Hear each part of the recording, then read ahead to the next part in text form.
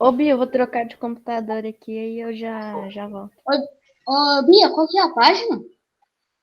Página 8 da apostila 3. Tá bom? O Lucas, coloca a máscara direitinho. E o Miguel, ele vai tomar conta da vida dele, né, Miguel? Da sua vida, ó. O Lucas também vai colocar a máscara, porque senão é daqui para fora. Não? Sem discussão.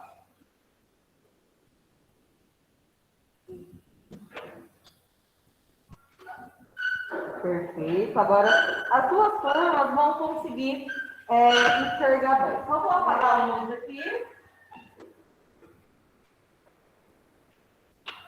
Apagar aqui.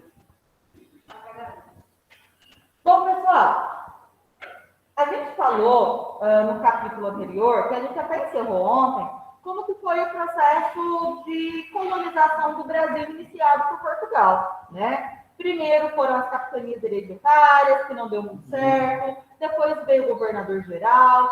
Com a ajuda dos jesuítas, eles conseguiram aí expandir o processo de colonização, tá? Esse capítulo, ele vai tratar um pouquinho da escravidão no Brasil, né? Essa mão de obra que serviu para enriquecer ainda mais a nossa metrópole, que era Portugal. Bom, então, como a gente pode imaginar, por essa é a imagem inicial, o foco desse capítulo vai ser da escravidão negra. Por que eu vou falar da escravidão negra? Porque a população indígena, ela também foi escravizada. Vamos lá, prestar atenção no Miguel. Sentar direitinho. Vamos? Miguel, tá me ouvindo? Senta direito e presta atenção. A aula está acontecendo aqui na frente. Então, vamos lá. Pessoal, o que a gente vai lembrar? Ô, Bia, eu tenho que ir de lado, porque ficar de lado para mim é melhor você estar preocupado. Então, vamos lá. Colocando a máscara direitinho. Se houver dúvida, vocês me perguntam, tá bom? Bom, quando os portugueses chegaram aqui, num primeiro momento, o contato entre os indígenas e os portugueses, né, Miguel? Vamos sentar direito, Miguel. Obrigada. Esse contato foi amistoso, ou seja, foi um contato amigável, né? Não houve um contato inicial que gerou briga, guerra, de alguma forma. Pelo contrário, os indígenas receberam muito bem os portugueses, levou os portugueses lá para as suas aldeias, fizeram festividades de acolhimento, receberam ali muito bem esses colonizadores, né, Miguel? O Miguel está com um probleminha de audição. Não? Vou ter que trazer o Miguel para sentar aqui do meu lado, Miguel? Vai! Então não, né? Muito bom. Só que, pessoal, à medida em que o tempo foi passando, essa relação que era ali de conhecimento primeiro, começou a mudar. Porque essa relação de um conhecer o outro foi mudada por uma relação comercial. Os indígenas brasileiros mostraram aos portugueses que aqui na nossa Mata Atlântica havia uma árvore chamada pau-brasil, né? Não era chamada dessa forma pelos indígenas, né? Os portugueses assim os denominaram. Por que que esse extrato tirado do pau-brasil era tão valorizado? Porque não havia tintas como nós temos hoje. E aí, tingir um tecido era muito caro. Apenas os nobres usavam roupas coloridas. Quando a gente vê vestimentas da população mais pobre lá da Europa medieval, as roupas deles eram ali da cor do algodão, da cor da lã, não eram cores coloridas, porque era muito caro. E aí, então, quando se descobriu essa árvore, que era possível tirar esse extrato de cor avermelhada, com esse pigmento muito forte, o pau-brasil tinha aí a possibilidade de ser retirado da mata brasileira e levado lá para Portugal. No primeiro momento, os indígenas faziam esse trabalho com muito bom grado para os portugueses. Eles iam até lá no meio da floresta, mostravam onde é que estavam as árvores do pau-brasil, ajudavam os portugueses a cortar, transportavam até os barcos. E, em troca, os portugueses davam aos indígenas objetos de pouco valor, como um colar, como um espelho, como uma colher, uma panela, uma enxada. No primeiro momento, isso super agradou aos indígenas, mas, de repente, os indígenas literalmente não fizeram mais. Ah, não, já estou cheio de treco, aqui não quero mais não. E aí, para os portugueses, isso foi horrível. Eles queriam cada vez mais retirar o pau-brasil para mandar para Portugal. Aquela troca do trabalho por objetos de pouco valor era chamado de escambo, certo? Olha a palavra que está aqui em letras maiúsculas, né? Escambo. A partir do momento em que essa relação com os indígenas começou a mudar, porque os indígenas passaram a se recusar a trabalhar, esses indígenas tiveram que trabalhar de maneira forçada. Então, os portugueses passaram a obrigar os indígenas a trabalhar para eles. Então, agora, os indígenas eles deveriam trabalhar por longas jornadas e, caso se recusassem, eram castigados fisicamente. Em alguns casos, até a sua morte. Tá? Então, o primeiro caso de escravidão aqui no Brasil foi a escravidão indígena, quando o escambo ele já não acontecia mais. Ok? Olha. Não. Não. O que a gente pode observar, pessoal? Diante desse cenário, né, Lucas? Não vou falar novamente. Vou ter que pedir para eu vir a ligar lá na sua casa porque você não está se comportando direito? Lucas, é virado para cá, ela está contigo aqui. Eu não estou brincando.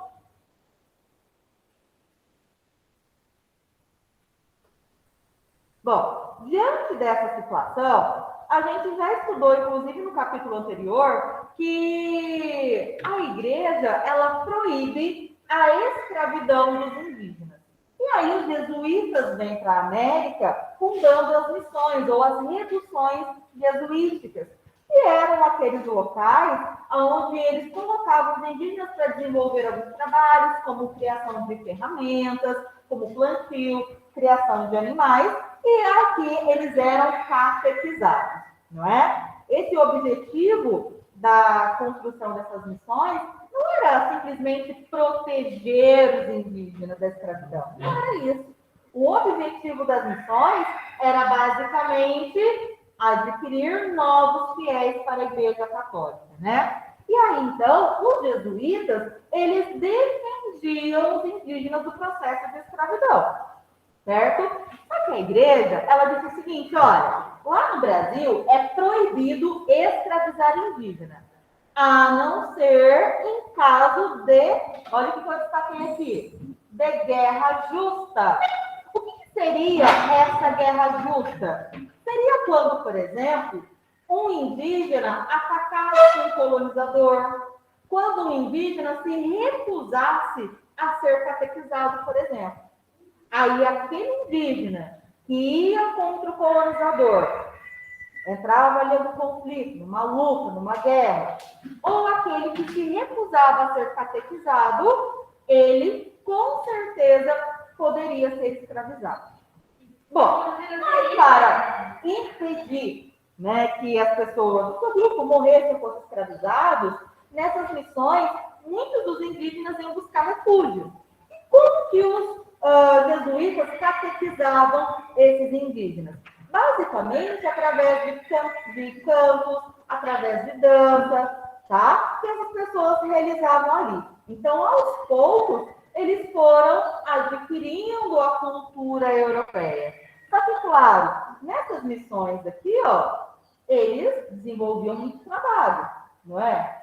E grande parte daquilo que era produzido aqui era para alimentar a todos, mas sobrava. O que os jesuítas faziam com aquilo que sobrava? Vendia. E com quem ficava esse dinheiro que era fruto do trabalho dos indígenas? Mandava lá para o Papa, lá em Roma. né? Então, a Igreja Católica, ela enriqueceu demais com o trabalho dos indígenas, ok? E aí, pessoal, né, a gente pode observar que lá nas missões, né, os indígenas se dedicaram horas e horas trabalhando. Só que, será que só tinham indígenas dentro das missões? Não. Por que não? Nas missões, tinha um espaço chamado de colégio. O que era esse colégio? Eram escolas onde os filhos dos homens brancos, ou seja, dos portugueses, deveriam se educar. Porque aqui não tinha professor, aqui não tinha escola. Quem fundou as primeiras escolas foram os jesuítas. Aonde que eles fundaram? Lá nas missões. Inclusive, já ouviram falar de uma cidade chamada Salvador? Sim? Na cidade de Salvador, lá na Bahia, foi fundado o primeiro colégio brasileiro, né? Esse colégio era para educar indígenas? Não, para educar os filhos dos homens brancos, né? Tanto os ricos quanto os mais pobres, tá? Entre os jesuítas que vieram para cá, que mais construíram missões, orientaram o trabalho dos jesuítas, nós temos esses dois aqui, ó. O Manuel da Nóbrega, que foi o primeiro jesuíta a vir com o governador-geral chamado Tomé de Souza, ele que coordenou o trabalho de outros 6 primeiros jesuítas que aqui chegaram, e um outro chamado Padre José de Anchieta. Alguém lembra quem que foi esse carinha aqui? Padre José de Anchieta?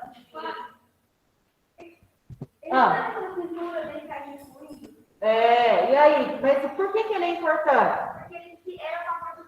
Não, ele ficou famoso porque ele foi o responsável pela primeira realização de missa em solo brasileiro, tá?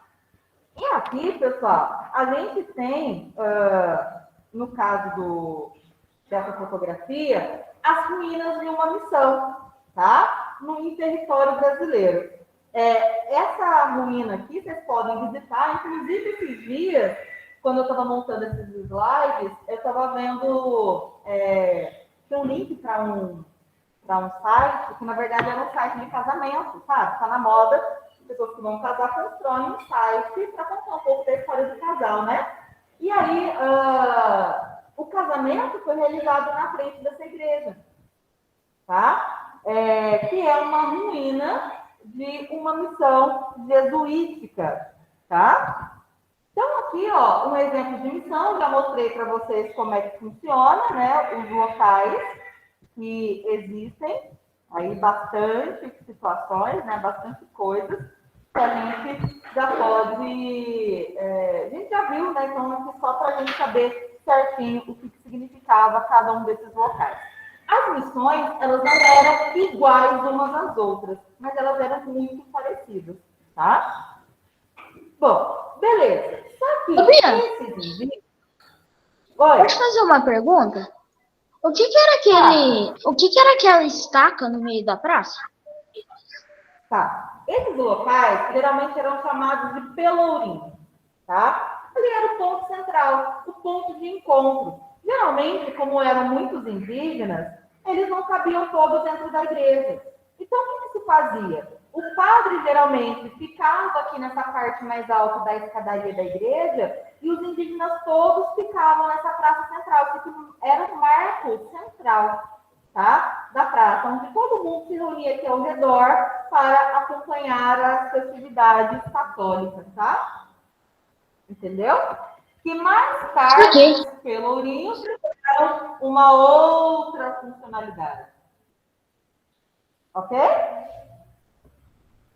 Entendi, Bia. Ok. Bom, só que acontece o seguinte, pessoal. O que a gente observa acontecendo? Quando os portugueses entraram em contato com os indígenas, vários morreram pelo contato com doenças. Isso não é novidade para vocês, a gente já falou disso. Outro tanto de indígenas chegou a morrer de tanto trabalhar. Morriam de exaustão. E vários outros, que era a grande maioria, eles estavam protegidos pelos jesuítas dentro das missões. À medida em que o tempo ia passando, ia aumentando a necessidade de ter mão de obra. Por quê? Além do pau-brasil, começaram a ser construídos aqui nas capitanias hereditárias os engenhos. E aí era preciso pessoas para trabalhar na lavoura, era preciso ter pessoas para trabalhar para moer a cana e pessoas para produzir o açúcar. O número de indígenas que tinha no Brasil nessa época era um número pequeno. A maioria desses indígenas, eles estavam protegidos pelos jesuítas. E aí, aonde é que eu vou arrumar mão de obra para trabalhar nos meus engenhos, por exemplo? Bom, aí começa, então, a gente observar as situações no nosso país mudarem. O que acabou acontecendo? A gente percebe que quando o governo geral é estabelecido aqui, ele identificou o Tomé de Souza, o primeiro governador geral, que era preciso buscar mão de obra em algum lugar, porque aqui não tinha. Será que era fácil arrumar pessoas para sair lá de Portugal e vir para o Brasil? Não era. Era o Novo Mundo. Para chegar no Novo Mundo, tinha que atravessar o Mar Tenebroso. Tá todo mundo lá com a sua vida de boinha. Para que eu vou atravessar o mar? Né? Vou ficar aqui mesmo. Então, era difícil. O governador-geral, então, começou a buscar pessoas para trabalhar nessas lavouras. Essas pessoas, então, eram pessoas lá de um continente que também estava sendo explorado nesse momento. Estava começando a ser explorado. Que continente é? A África, né? E aí, esses negros que eram trazidos para cá, eles trabalhavam em diversas áreas. Olha aqui que eu destaquei. Eles trabalhavam nas lavouras, também trabalhavam nos serviços domésticos e também em serviços urbanos. Então, vai pensar que nesse período no Brasil, a gente já tinha algumas vilas surgindo. Então, tanto pessoas que habitavam a zona rural, como pessoas que moravam na zona urbana, tinham escravos. Certo? E aí, esses escravos iam desempenhar funções mais diversas possíveis. E aí, olha isso daqui, ó. Vou cobrar na prova. Atenção, se eu não conseguir me enxergar aqui, eu estou passando a mãozinha. Olha a frase. O negro era considerado as mãos e os pés dos senhores de engenho. Vamos imaginar. Uma pessoa sem as mãos e os pés tem facilidade em desempenhar qualquer função que a gente observa no nosso cotidiano? Dificilmente, né? Facilidade ela não vai ter. Agora imagina trabalhar na lavoura, trabalhar nos serviços domésticos. Será que isso era tranquilo? Fazer sem os pés? Não, claro que não, né? Exato. Pois não. Conversa. Vai. Tá com erro de impressão? O que você quer saber?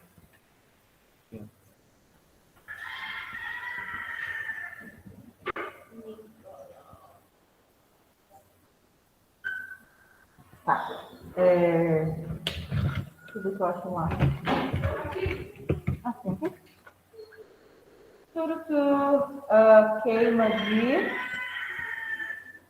carvão mineral. Tá, por favor. Obrigada. Oh, meu Deus.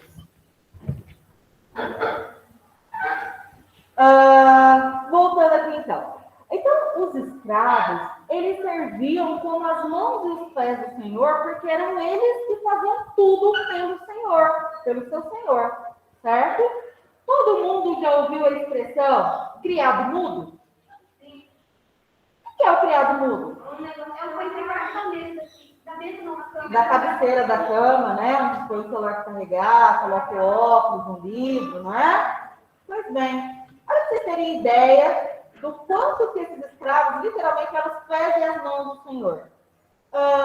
Por exemplo, os senhores de escravos, eles iam se repousar, eles iam dormir, e cada lado da cama ficavam 2 escravos paradinhos a noite toda, vigiando o sono do seu senhor. Ah, não, beleza.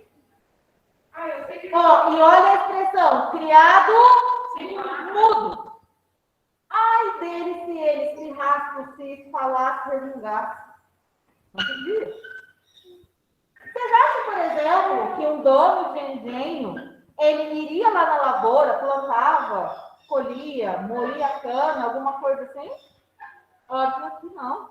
Quem que fazia tudo isso por ele? Os seus escravos. Né? Então, pessoal, os escravos, eles faziam tudo pelos seus donos.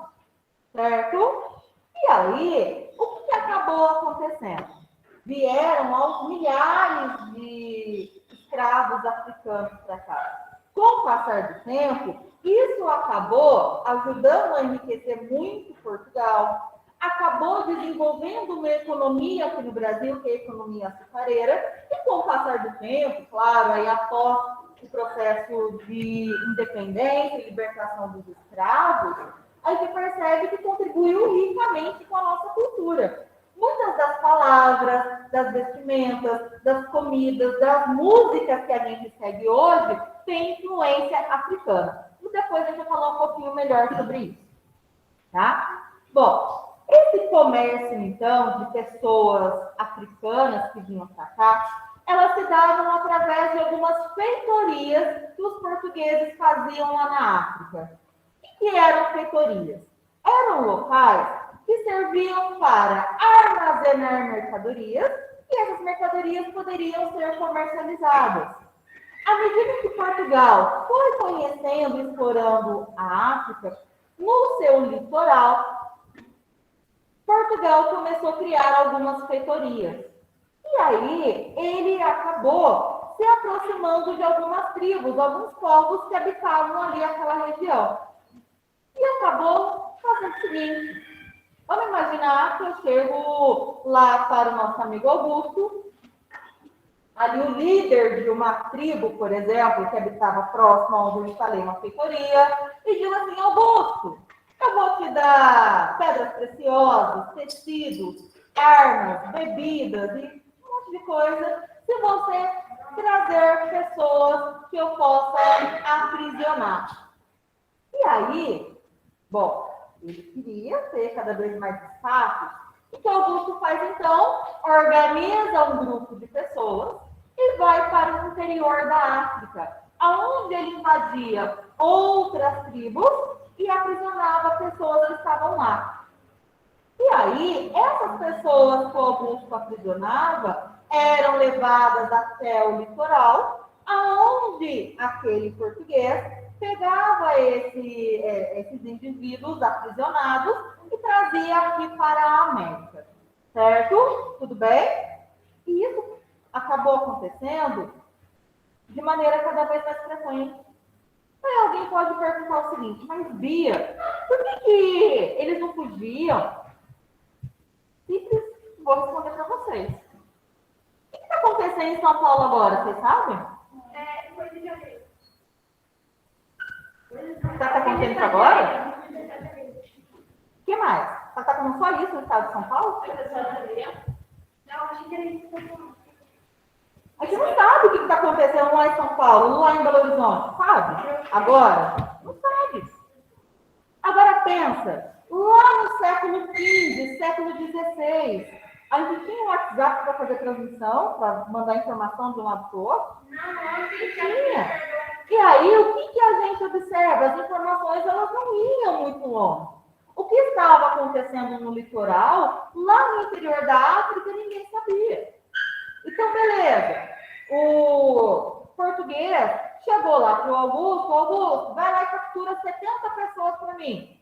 O Augusto ia lá para o interior, onde ninguém estava sabendo o que estava acontecendo.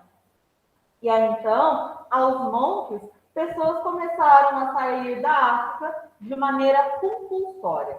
Imagina o seguinte: você está aí, né, aqui em Alfenas, você tem seus amigos, você tem essa rotina de frequentar a escola, o clube, encontra com seus amigos no inglês, no judô, na natação, no inglês, no balé, e assim por diante.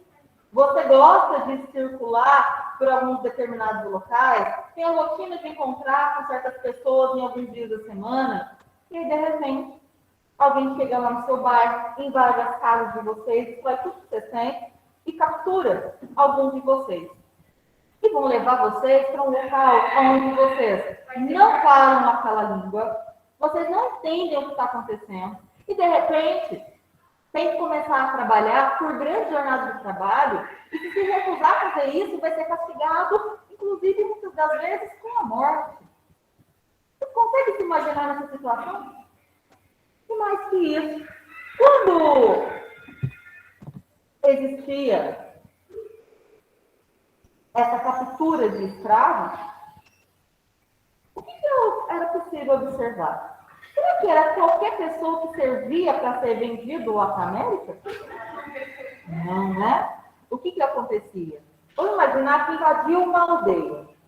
Essa aldeia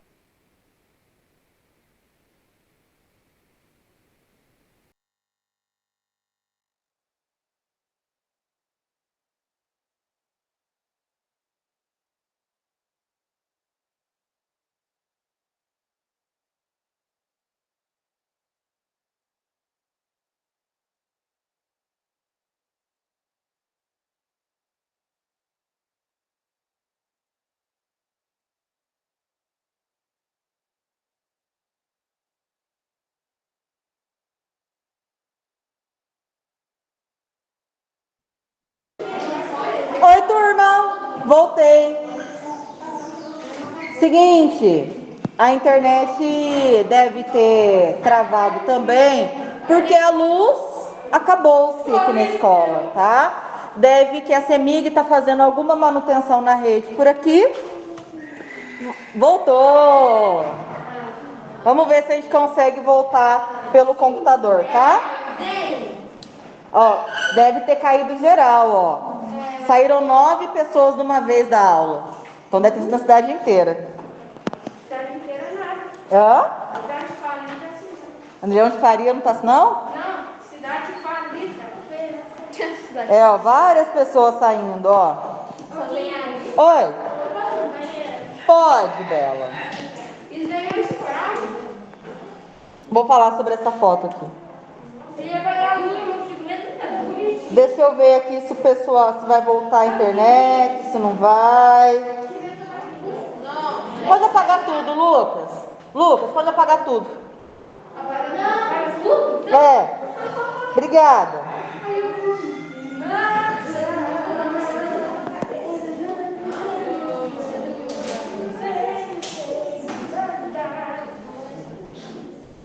É, a internet da escola não vai voltar mesmo, não. Tomara? Por quê? Mesmo sem internet eu continuo dando, não. Por que vocês não conseguiram pra eles? Deve ser da terceira.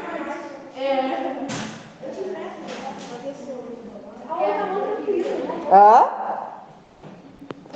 Deixa eu ver se o povo tá me mandando mensagem aqui, ó. Já voltou. É, aqui no... Não, mas é que eu tô com 4G aqui no meu celular. Não tem problema. Vamos, acho que tá voltando a internet aí do pessoal. Nós continuamos aqui pelo celular, tá bom? Hã? Tá sem internet, ó. Não, mas tava. Hã? Liga aí, ó. Ah. Ah, não, esse aqui eu não sei nem de quem que é. Não, o meu é outro. Oi. Quer rotear? Quer rotear? Precisa não. Não, continua explicando aqui pelo celular mesmo. Bom, vamos voltar para a explicação?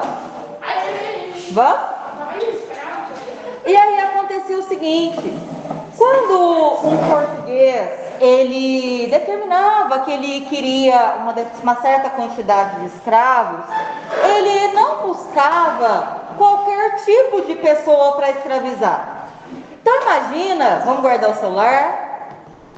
Então imagina, dentro de uma tribo, ali a gente vai encontrar pessoas que são crianças, pessoas adultas, vai encontrar idosos, pessoas que são adultas, mas que são debilitadas de alguma forma, estão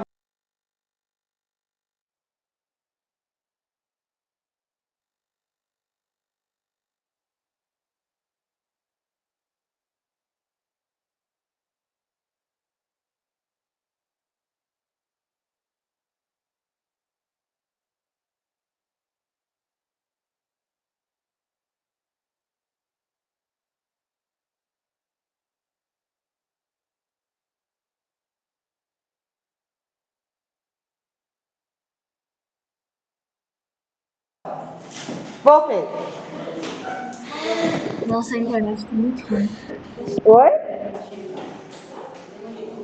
A internet tá muito ruim. A A minha internet deve internet estar caiu. ruim, né? Eu tô no meu celular com o 4G ligado, tá? Então pode ser que em algum momento caia. Vamos voltar. O meu caiu e todo mundo caiu? Oi, Sim. Isabela? Professora, Todo Oi. mundo caiu? Ah, a provavelmente. energia de casa Eu caiu. acho que deve. Vamos, pessoal, escuta. Ô, Lucas, o assunto não tem nada de brincadeira. Se você não sabe se comportar diante de assuntos sérios, é melhor se retirar da sala. Ah, quer que eu busque a gravação aqui? É só isso. Não, eu não quero que você me retruque. Não é para comentar essas coisas. Né, Miguel? Postura? Então, coloque, por favor. Essa foto aí eles tiraram na época da escravidão. Não, vou falar daqui a pouco sobre isso. Aguenta aí. Então, quando uma tribo ela era invadida para serem aprisionados, escravos, era muito comum que houvesse uma seleção. Aqueles que eram considerados fracos, muito jovens, muito idosos, por exemplo, eles eram descartados. Então, homens e mulheres consideradas fortes e saudáveis, eles eram capturados. Só que, mesmo que seriam selecionados aqueles que são mais fortes, aqueles que são considerados os mais saudáveis, a travessia de quase todo o continente, do interior até o litoral, era feita de maneira bastante complexa. Muitos morriam nesse trajeto, certo? Então, nem todo mundo que era capturado, mesmo sendo selecionado como um forte, ele não chegava até o litoral vivo, né? E aí, pessoal, o que a gente enxerga dessas figuras, né? Vou virar a câmera aqui para o pessoal que está em casa conseguir enxergar, né? Nós temos aqui uma figura, uma fotografia, que tem alguns querendo saber do que se trata. Essa fotografia é de um filme que se chama 12 anos de escravidão, tá? Esse filme ele vai retratar o processo de escravidão de um homem lá nos Estados Unidos. Lembra que a gente já estudou que nos Estados Unidos houve o processo tanto de colonização de povoamento quanto de exploração? Então, lá nos Estados Unidos aconteceu a mesma coisa, né? Então, essa cena aqui é a cena de um filme, mas que esse filme conseguiu retratar de maneira muito fiel aquilo que se passou durante os anos da escravidão na América e não só no Brasil, tá? Beleza. Chegavam, então, essas pessoas lá no litoral, e o que acontecia com elas? Elas lá ficavam? Não. Acontecia que elas eram colocadas no que a gente chama de navio negreiro. Os primeiros navios negreiros, né, ô Miguel, vamos sentar direito. Os primeiros navios negreiros, eles eram navios pequenos, que transportavam aí cerca de 60, 70 escravos. Só que à medida em que começou a ser um negócio muito lucrativo, foram desenvolvidas embarcações que poderiam transportar cada vez mais. A exemplo de um navio chamado par. Esse par que eu estou falando é o P-A-R-R. Esse era o nome do navio. Esse navio, né, Pedro?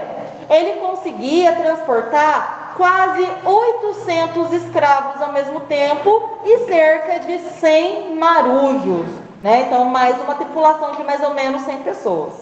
Fala. Fala. Esse navio, é de lado de boca a boca? Ou ainda tem foto real dele? Tá, vou falar sobre isso também, tá? Beleza.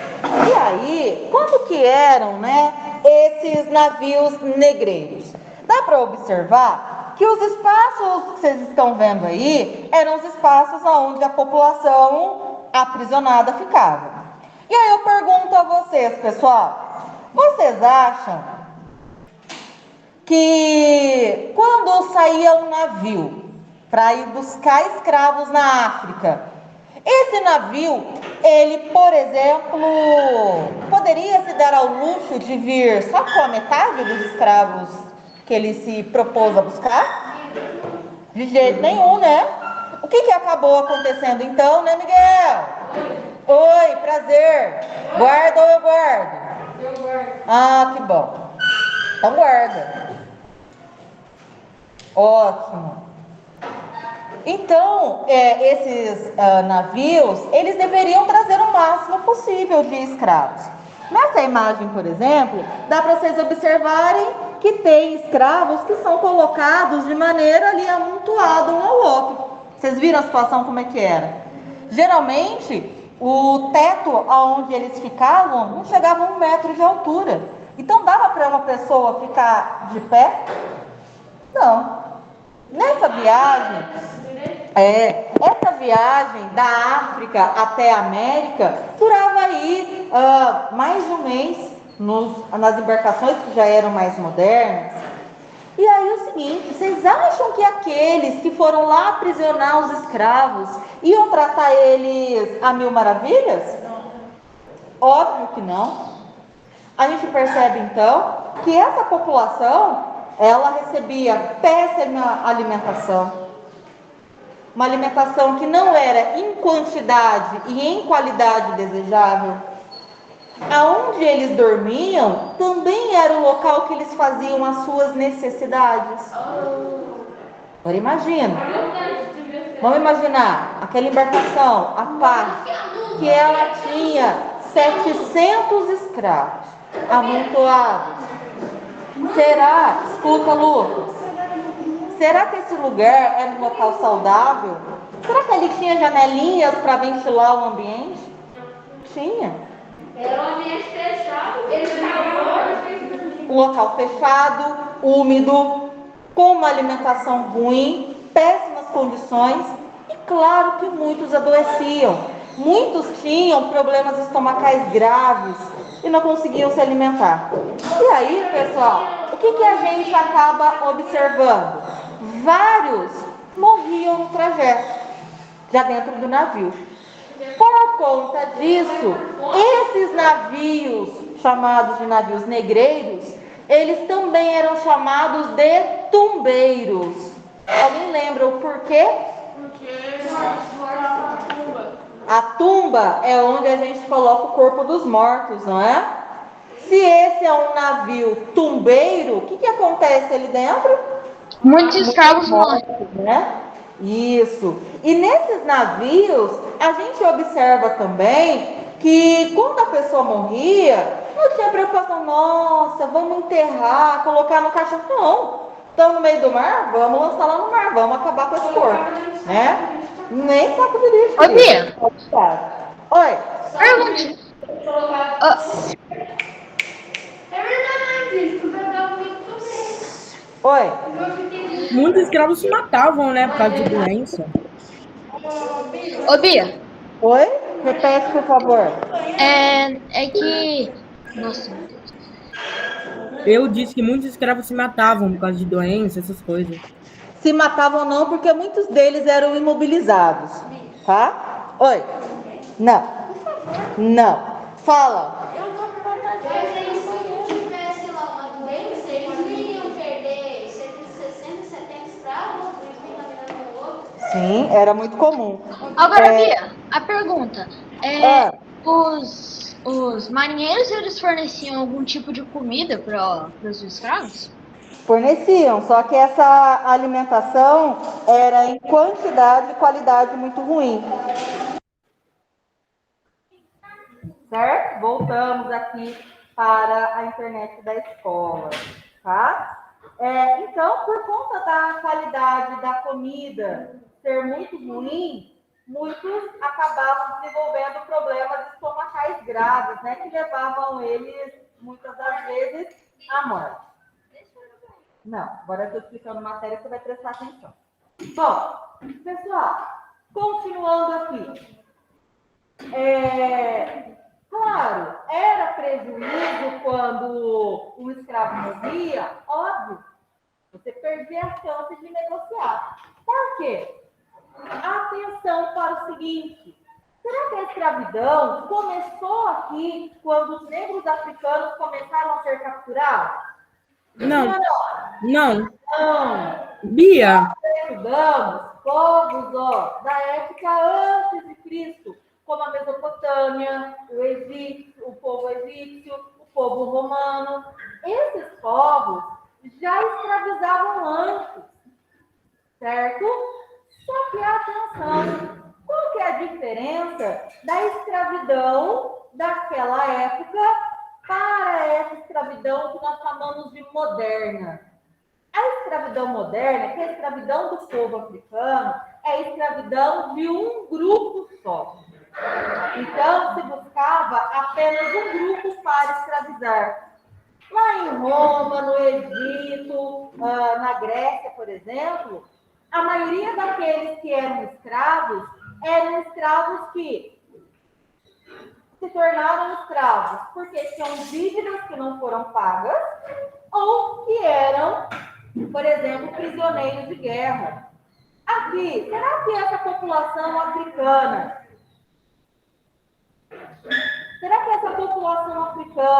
ela estava na condição de endividado e prisioneiro de guerra? Não. Né? Então, era isso que se diferenciava. E aí, como ele era trocado por objetos lá na África, e aqui na América ele era vendido, esse escravo africano, ele era considerado um objeto. Por exemplo, essa garrafinha é um objeto? É um objeto. E essa garrafinha é minha, não é? Eu posso pegar essa garrafinha, posso pegar no lixo, posso pisoteá-la, posso colocar numa moldura e colocar lá em cima da minha cabeceira da cama. É minha, eu faço o que eu quiser. A Fabiana tem a garrafinha dela. A garrafinha dela é um objeto dela, ela faz o que ela quiser com essa garrafinha, não é? O escravo, se eu posso comprar um escravo, o escravo ele torna-se um objeto. Se eu comprei aquele objeto é meu, eu posso fazer o que com ele? O que eu quiser. Então, eu posso colocar esse objeto meu para trabalhar o tempo que eu necessitar. Você vai sentar no seu lugar.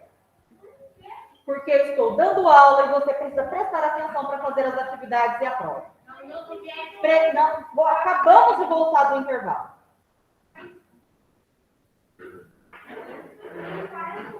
Vamos se sentar? Não. Agora ninguém vai sair.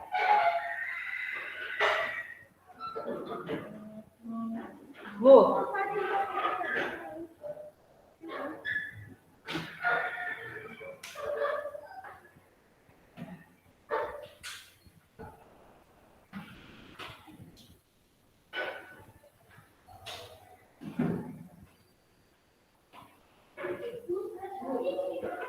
Luca, você prestar atenção na aula que você está precisando estudar para a prova.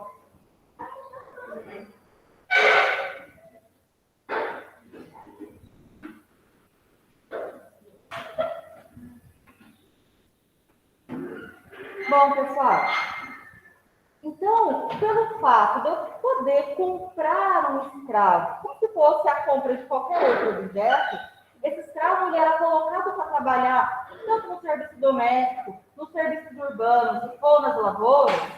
Senta aqui, por favor. Não, ele não está pedindo nada. Eu que estou pedindo para ele sentar aqui. Não quero saber nem o que é explicando.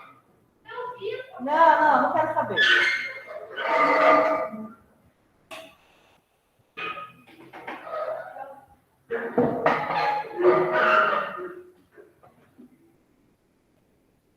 O próximo a sair da sala vai ser você, se você não se comportar.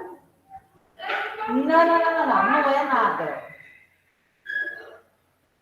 Bom, essas pessoas, elas eram colocadas para trabalhar, então, por longas jornadas de trabalho, sem se preocupar se essas pessoas sentiam fome, sentiam dor, sentiam cansaço. Porque um objeto sente dor, se eu pegar essa garrafa, jogá-la no chão, começar a pisar em cima, essa garrafa vai sentir dor? Não. Se o escravo, ele também é um objeto, ele também não cansa, não sente dor, não sente cansaço. Mas ele não é. Só que ele não era considerado um ser humano, assim como os portugueses se consideravam. Aí é que está a grande diferença. E aí, pessoal, para a gente entender o quanto que essa população veio para cá na condição de escravo, só o Brasil recebeu mais de 5 milhões de escravos africanos. E atenção, 5 milhões que foram tirados de lá e colocados no Brasil. Mais de 10 milhões vieram para a América inteira, tanto a América do Norte, quanto a América Central e os outros países da América do Sul. Não todas, mas grande parte. Inclusive, nós vamos falar um pouquinho disso daqui a pouco. Tá. E os que sobraram? Aqueles que não serviam, na sua grande maioria, eram mortos. Tá? E aí, turma, esses 5 milhões que vieram para cá foram aqueles que foram retirados da África e colocados no nosso país. Certo? Só que muitos aqui no Brasil nasciam já na condição de escravos. Quando um casal se relacionava e a mulher gestava uma criança, aquela criança nascia já escrava nessa condição. Então, será que no Brasil só tivemos 5 milhões de escravos? Claro que não. O número foi muito maior, porque toda aquela criança que nascia era escrava. Ok? Isso, exatamente. Mas acontecia muito também, e aí, atenção, bons ouvidos para o que eu vou falar. Muitas das vezes, meninas de 12, 13, 14 anos vinham para cá como escravas.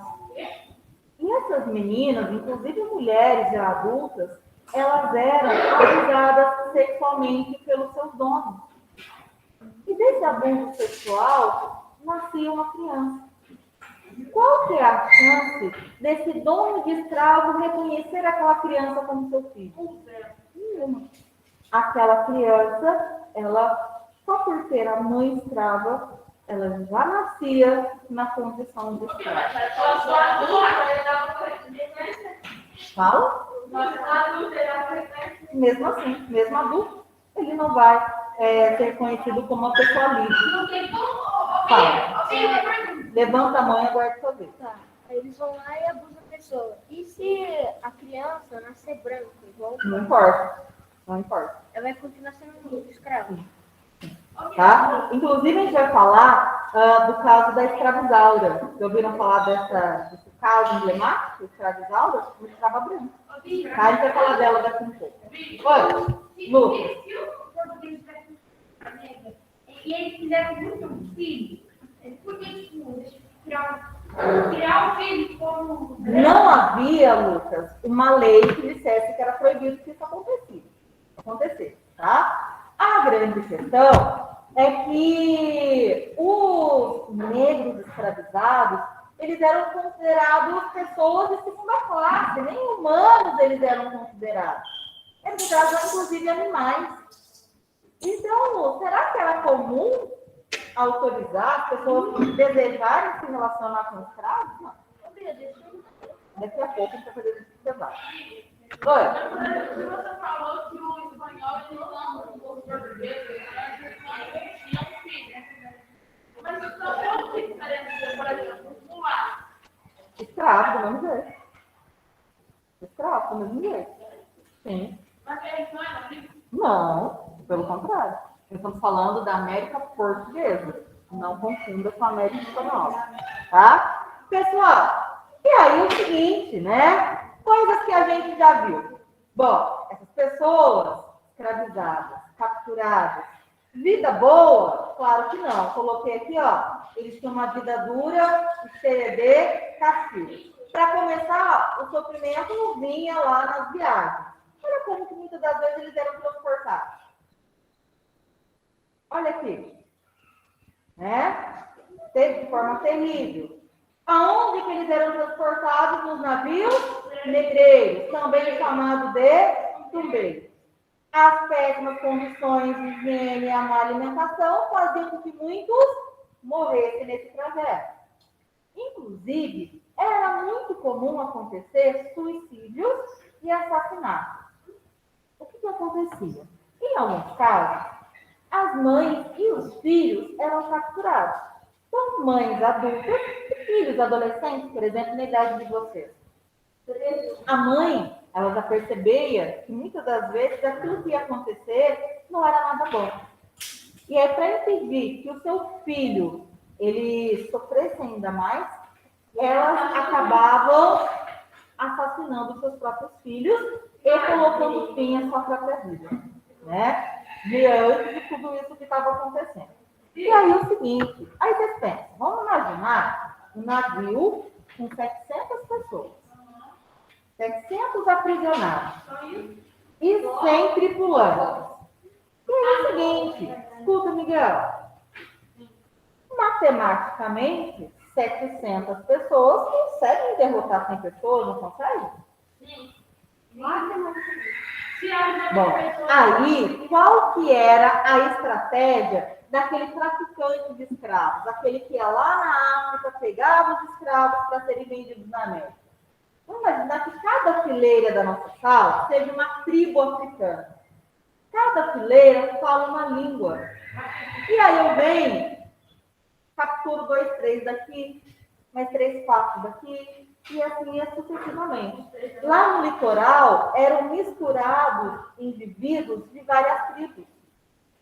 Imagina, por exemplo, se eu chego aqui e começo a falar grego para vocês. Começo a falar. Vocês vão entender o que eu estou falando? Aí, de repente, entra um outro professor, começa a falar em russo com vocês. Vocês vão entender? Aí, esse professor, eu preciso negociar com ele uma troca de aula. Eu falando grego, ele falando russo.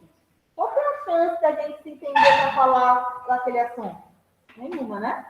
Então, os traficantes de escravos, lá na África ainda, eles escolhiam pessoas aprisionadas de origens diferentes. Se eles são de origens diferentes, eles vão conseguir combinar uma rebelião, uma fuga, por exemplo? De jeito nenhum, né? Tudo isso para facilitar. E aí, turma, eu peço para que todos abram a apostila na página 8. E o meu amigo João Otávio, que está aqui numa situação de desespero, vai poder sair, né, João Otávio? Não, tem que se aguda. Acabei de autorizar, meu querido. E o Pedro, está cuidando da vida dele? O Miguel, está cuidando da sua vida? Ah, que bom, né? Bora. Vamos lá. Pessoal, atenção. Não foi o cabo, agora foi o cabo aqui. Atenção. Não? O que eu expliquei até agora, dá para a gente responder as questões que tem na página 8 e 9. Ok? Pronto, Miguel. Miguel, escuta. Então, vamos lá. Na página 8 temos um exercício. Todos aí com a página 8 aberta, né? Para anotarem as respostas. Vamos lá. Pronto? Página 8.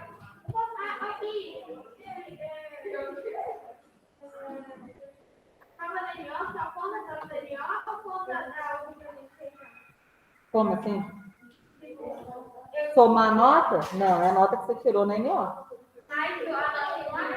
Não, já está lá para recuperar o simulado também, por isso que vale 15 pontos. Meninas, não. Vamos lá, questão número 1. Pedro, vou ter que tirar da sala? Então senta direito. Parou de conversa. Número 1. As características da escravidão se modificaram ao longo do tempo. Compare a escravidão moderna nas Américas com as práticas escravistas antigas e aponte as principais diferenças entre elas. Pessoal, eu estou falando como escravidão antiga, Aquela que acontecia na Mesopotâmia, no Egito, na Grécia, em Roma, por exemplo, tá? Bom, então não é algo recente a escravidão no mundo, certo? Mas qual que era a principal diferença de quem era escravizado antes e quem foi escravizado na Era Moderna? Antes. Dívidas ou prisioneiro de guerra. Agora, de qual lugar?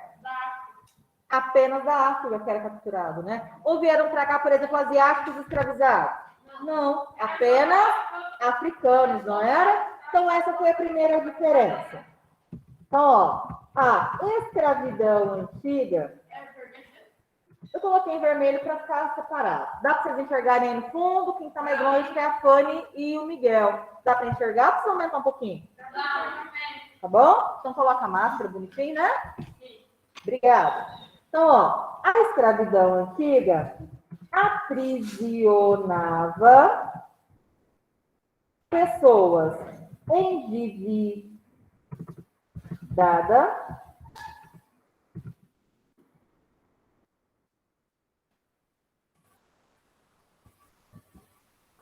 e perdedores de guerras. A escravidão moderna tinha como foco um grupo étnico, ou seja, que grupo? Os africanos, né? Estou esperando. Em alguns casos, sim. A gente estudou no ano passado, por exemplo, que os plebeus eles podiam pegar empréstimos com os patrícios lá em Roma Antiga, certo? E quem eram os plebeus? Eram os camponeses, os construtores, por exemplo. Mas já que eram patrícios, um grupo mais rico que tinha, tá? E aí eu sou uma camponesa, vou lá, tomo um empréstimo com você. Tenho que pagar daqui 3 meses e não paguei. Então, você vai cobrar a minha dívida, não é? E aí, eu posso fazer o seguinte. Você pode tomar bens meus para pagar essa minha dívida, ou pode tomar a mim e a minha família como seus escravos. E aí fica eternamente. Houve depois uma mudança na lei romana em que, se eu conseguisse pagar a minha dívida, eu conseguia conquistar a minha liberdade. Mas era muito difícil, né? Porque eu era escravo, não recebia por aquilo que eu trabalhava.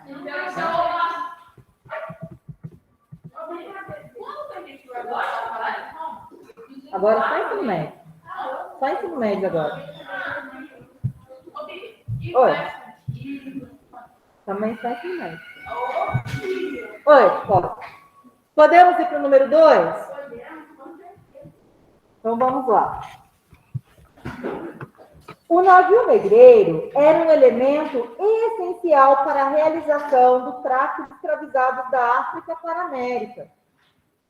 Explique como esse tipo de embarcação possibilitou o desenvolvimento dessa atividade a partir do século XV. Pessoal, qual que era o único objetivo de um navio negreiro?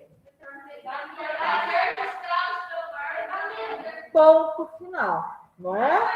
Então, ó, os navios negreiros tinham como objetivo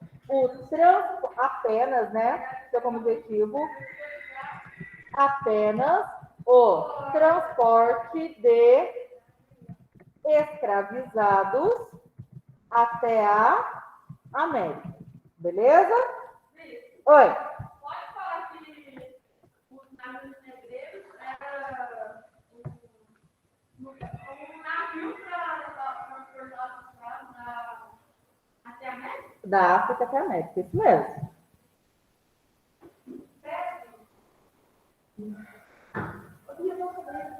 Pode. Eles transportavam para todo lugar da América? Aham. E aí tem o seguinte, né? Beleza, o navio saiu para buscar escravo lá na África. Ele podia chegar lá vazio? Não, ele levava geralmente tecidos, armas, né? Alguma coisa para dar em troca, né? Ô, Bia, Oi. pergunta. Ah, Assim, e se houvesse algum grupo grande, assim, de pessoas? Tipo assim, de 800 escravos, haviam 100 que eles coletaram que falavam a mesma língua. Será que dava para fazer uma revoluçãozinha? posso mudar aqui rapidinho? Ó, olha essas imagens aqui, ó. Era muito comum, já que eu volto lá para o slide da resposta. As pessoas, geralmente, elas eram aprisionadas pelo pescoço com as mãos acorrentadas, né? Por que isso acontecia? Para a pessoa não conseguir fugir. Então, vamos imaginar que na nossa sala seja uma tribo em que a maioria de nós foi aprisionado. Todos nós falamos a mesma língua. Nós somos levados até o litoral. Lá no litoral, Aí vocês vão bater no. nós juntos no mesmo navio. Os traficantes de escravos, eles vão escolher quais que são os escravos que eu quero. Ah, eu quero 3 dessa tribo, 10 da outra, entendeu? E nesse período, nesse momento em que eles saem do interior para chegar até o litoral, é impossível acontecer aqui um processo de fuga, por exemplo, porque eles estão todos imobilizados, não é? Se já tiver alguma brincadeira de ter que correr de mão dada com alguém, da perna amarrada com alguém, se amarra a tua perna com a minha, e eles têm que, sabe, assim, um do lado do outro. Eles têm que correr. Isso, né? Bom, vamos lá. Agora foca aqui de novo. Vamos? Eu estou, então vai rápido para ir para o número 3. Ô, Miguel, presta atenção. Essas questões que a gente está fazendo agora são questões que caem na nossa prova, Miguel? Pessoal que está em casa, desperta, né? Posso mudar aqui o slide?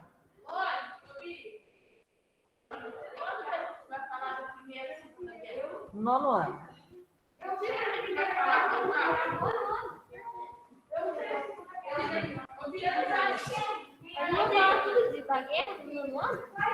Primeiro e segundo. Vários assuntos. Guerra Fria. Vamos lá. O número 3, a gente tem letra A, B e C. Certo? Bom, vamos lá para vocês me ajudarem a chegar à resposta. O tráfico negreiro teve profundos efeitos nas sociedades europeias, africanas e americanas. Agora vem a questão. Explique quais foram os principais desdobramentos dessa prática na história da Europa. Beleza. Aconteceu a escravidão, certo? Que consequência a escravidão teve para a Europa? Lembra que consequência pode ser positiva ou negativa. Vamos imaginar uma situação. Mão de obra? Eu lá no Banco Itaú, percebi que meu salário do Colégio Atenas foi depositado. Saco todo o meu dinheiro, vou lá para a lotérica fazer a aposta na Mega Sena. Podemos ter duas consequências. Uma consequência muito boa, que é eu ficar multimilionário, vocês nunca mais me verem pessoalmente, somente lá pelo Instagram, nas Ilhas Maldivas. Ou então, eu vou ter que morar embaixo da ponte, porque eu não tenho nenhum centavo mais, não vou ter como pagar o aluguel de casa, não vou ter como pagar gasolina, não vou ter como comer, não vou ter como fazer nada. Ô, Bia, né? e essa é a opção mais provável. Consequências podem ser positivas ou negativas. A escravidão para a Europa. Qual que foi a consequência? Fala, Miguel. Para você ganhar na Mega Sena, você precisa gastar o dinheiro dela inteiro. Tipo, você tem que ganhar para gastar tudo para ganhar de novo. Vamos lá. Europa. Qual que foi a consequência? Fala, Francisco. O positivo para eles foi a mão de obra e a... Será que essa mão de obra foi para a Europa?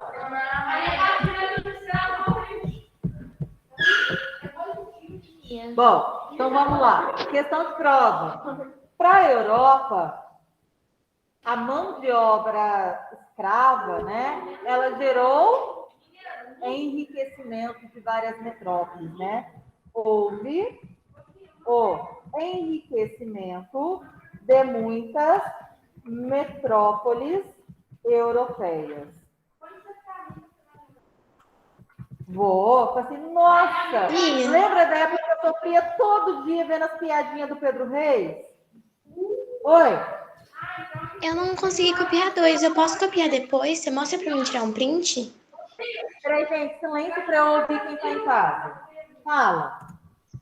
Eu não consegui Quem tá terminar em de casa? copiar 2. Você pode mostrar pra mim tirar um print e copiar depois? Aí. Analia. Deu, Ana? Sim? Deu, obrigada. Porque ela não conseguiu terminar de anotar.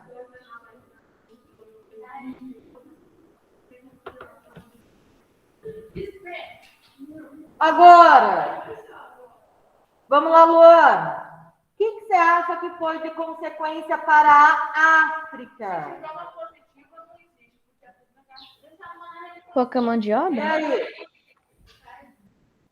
O que houve de consequência?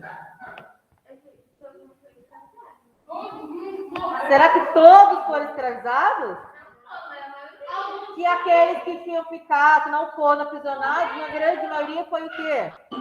Mortos, né? Então vamos lá, para a África.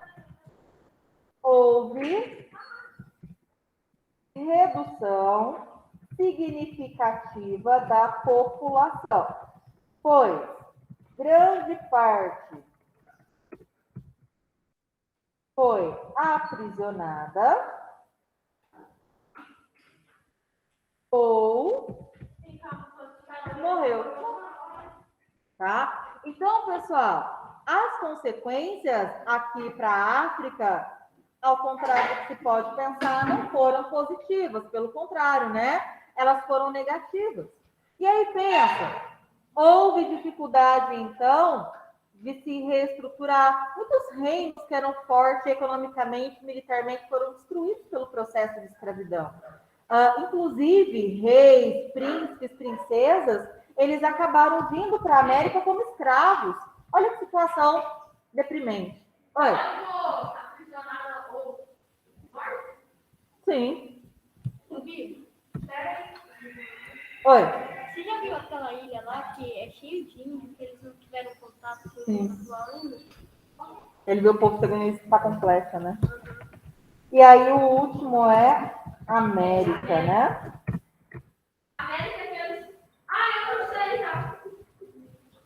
Então vamos lá. Esperar um pouquinho para o pessoal anotar aqui. Então fala, Miguel, deixa eu te ouvir. Qual foi a consequência para a América? Eles levavam os escravos no navio. Aham. Aí eles morriam e quando eles estavam levando, perdiam quase todos. Tá, mas e na América? Se eles morriam no meio do mar. E na América? Aí esse escravo, ele ia servir do quê? De mão de obra. Mão de obra, certo? Então, houve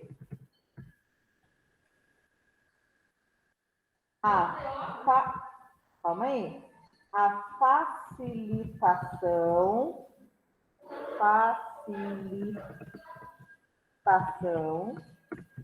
da colonização com a mão de obra escrava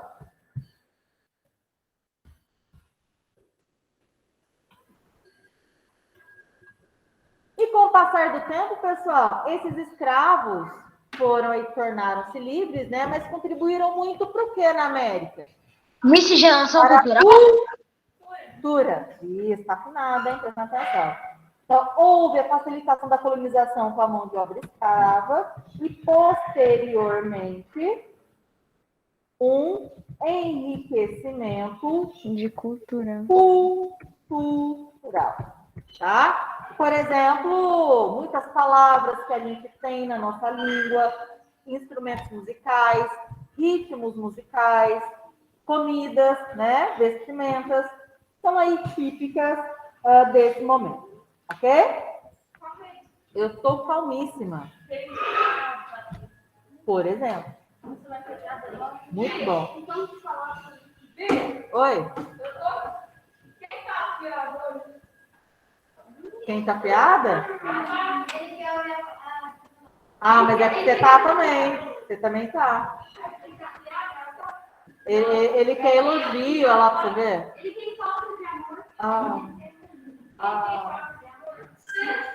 Terminou, Pedro Reis?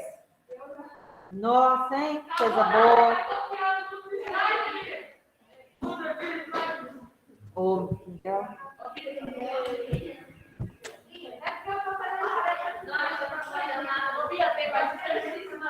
Sim. Posso seguir para a próxima página? Pedro? Menos? Bem menos? Quase nada. Chega. Oi. Existe ilhas espalhadas pelo mundo de indígenas que ninguém se viu ainda com essas ilhas? Que eu saiba, não. Tá? Então vai.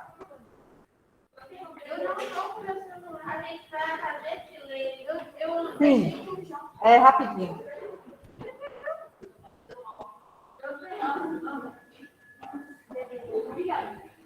Pronto? Pessoal, a imagem que vocês têm aí na página 9, deixa eu ver se eu tenho ela aqui. É essa daqui? Não. Também não é. Achei que tivesse colocado ela aqui.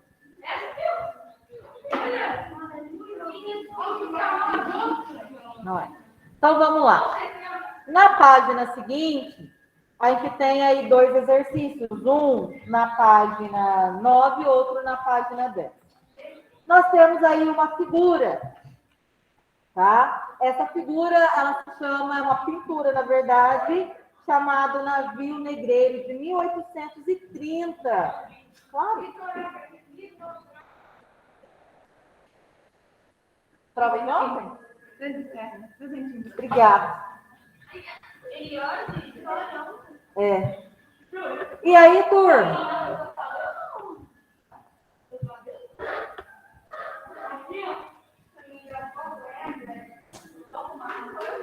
Vamos lá. Prestar atenção. Presta atenção, Miguel. Foi que tem, então, essa pintura, né, Pedro Reis? Nossa, Pedro Reis vai estar famoso nessa videoaula. Ah, Deus abençoe. Ô, Bia. Bia.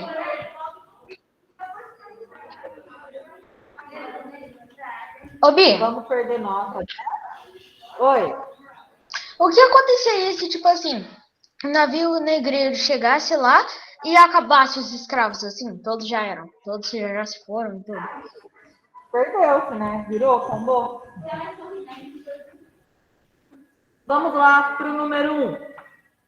A imagem ao lado é uma representação do interior de um navio negreiro feita pelo artista Johann Moritz Hugentas, no início do século XIX. Analise a imagem e responda ao que se pede. Letra A. Atenção! Se fosse questão de prova, eu tenho certeza que a grande maioria acertaria. De que maneira, presta atenção, lê aí, de que maneira a imagem representa o tráfico de escravizados e a vida dessas pessoas durante a viagem no navio negreiro? Justifique a resposta. Pessoal, o que está mostrando aqui? Será que são poucas pessoas? Muitas pessoas. Será que elas podem circular livremente pelos locais que elas quiserem do navio? Não, ela tem que ficar sentada quietinha. Nada, certo? Será que a vida dessas pessoas seria aí tranquilinha? Olha aí, ó, tem uma pessoa deitadinha. Essa pessoa, ela tá só curtindo a viagem numa boa? Provavelmente ela está debilitada, doente, né? E aí nós temos duas pessoas com uma vestimenta, duas pessoas aparentemente brancas, lá no canto direito. Isso, duas pessoas de pé. Será que essas duas pessoas, hein, Pedro? Quem será que seriam essas duas pessoas que estão aí no canto? Será que eles fazem o que observando aquele povo? Castigando, né? Então vamos lá. A vida dos aprisionados é retratada na figura, onde é possível observar as péssimas condições de vida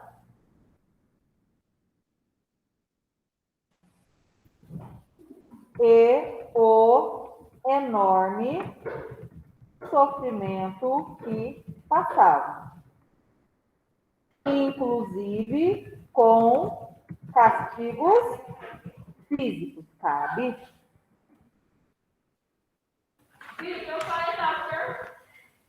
Não ouvi, desculpa.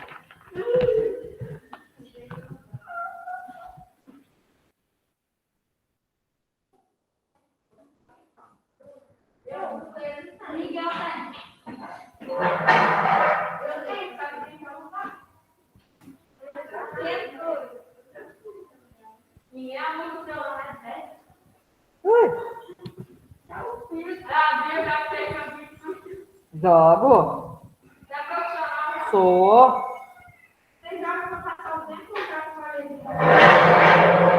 Alegria ou ousadia?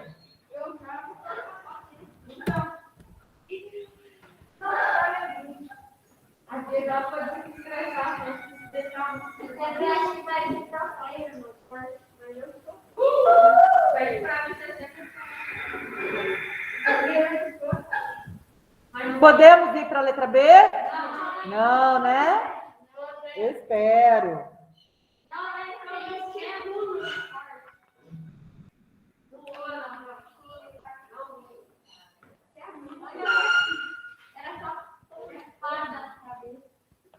Agora não mais.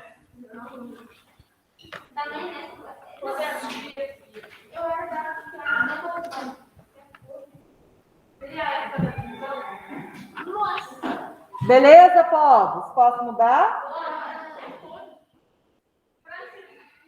Lá na página seguinte, na página 10, temos a letra B. Ok? Posso começar aqui? Ouçam o enunciado. É possível dizer que essa imagem é favorável ao tráfico negreiro? Justifique a sua resposta. Será que essa imagem, volta lá na página 9, observa bem a imagem. Ela mostra que o tráfico negreiro era uma coisa boa, era uma coisa legal. Não, era uma coisa ruim não? e dolorosa. Então, olha só, a pintura, a imagem, é favorável ao tráfico negreiro? Não, não é? Ela revela que tipo de condição de vida dos escravos? Péssimas condições, né? Então, a imagem não é favorável ao tráfico negreiro, pois ela... Pronto? Você não está fazendo nada. Coloca a máscara direito no Otávio. Senta direito e para de conversa. As notas vão ser maravilhosas, pelo visto. Espera. Pois ela denuncia as péssimas condições que os escravizados eram submetidos. Tá? Como, por exemplo, eles estavam todos amarrados, né? Não conseguirem se movimentar, serem castigados. Ô, Bia. Hã? Nesse caso, não. Oi? Eu formulei uma resposta a partir do que você tinha perguntado antes. Eu coloquei que não. Ela revela péssimas condições de vida aos escravos. Sim.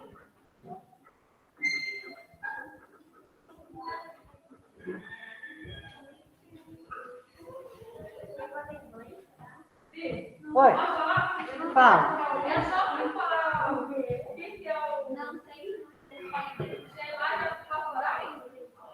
E depois pede para justificar a sua resposta. Por quê?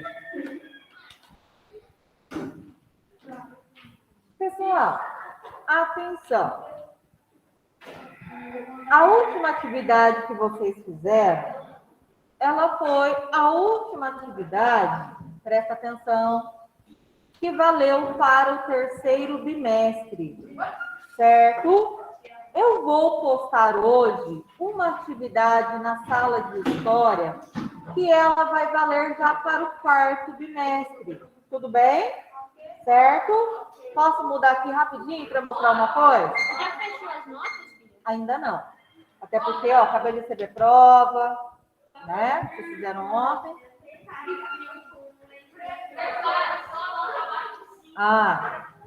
Posso mudar aqui? Pode? Bom, lá na nossa sala de história, vai acontecer a mesma coisa com a sala de filosofia, tá? Então, vou mostrar aqui a sala de história. Lá na aba atividades.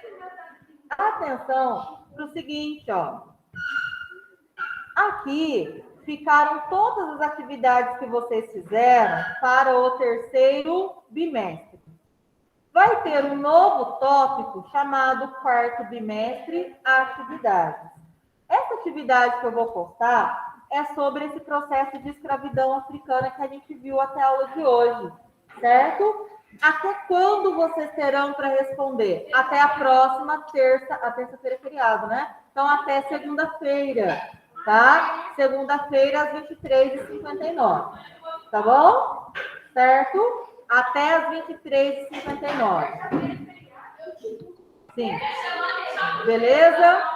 Ok? Combinado? Então, como nós tivemos 2 aulas seguidas, vou dar um minutinho aí de respiro para todos, tá bom? Desejo um bom resto de semana para vocês. Os vejo na segunda-feira, tá bom? Beijo, gente. Manda o nome para mim antes de sair, viu? Tchau. Tchau, Bia. Tchau, Bia.